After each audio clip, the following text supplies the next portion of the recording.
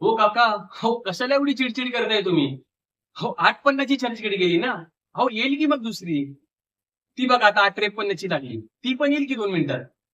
त्यात कशाला एवढी चिडचिड? अहो काका खूप छोटंसं आयुष्य आहे आपलं. हसत खेळत जगा ना. आता माझंच बघा. रोज सकाळी उठायचं आणि आपल्या आईच्या हातची चाय चपाती खायची आणि घराबाहेर पडायचं. लोकलमध्ये तर चढायचं.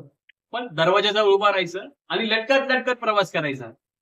हां. पण चर्चगेट स्टेशन आलं, तर सगळ्यात पहिलं लिंबू सोडा प्यायचा. म्हणजे कसं जरा थंड वाटतं. ऑफिसला चालत जाताना घामाघुमट व्हायचं. पण ऑफिसमध्ये गेल्यावर बॉसच्या रोज शिव्या खायच्या. आपण अजून प्रोबेशनवर आहोत. हे असं रोज ऐकायचं. पण हां, पर्मनंट असलेल्या कामगारांपेक्षा जास्त काम आपणच करायचं. पण तरी आपली व्हॅल्यू 0. मग काय? ऑफिस सुटल्यावर आपल्या प्रकाशचा हातचा गरमागरम वडापाव खायचा काका. काय चव आहे, विचारू नका.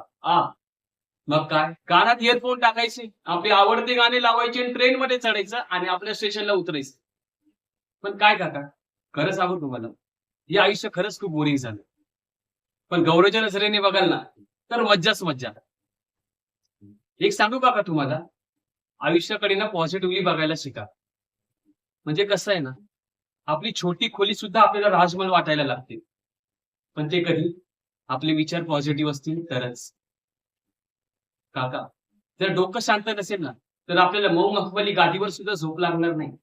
पण हां, जर आपलं मन शांत असेल, तर आपल्याला छोट्या खाटेवर सुद्धा गाढ झोप लागेल. हाच फरक आहे.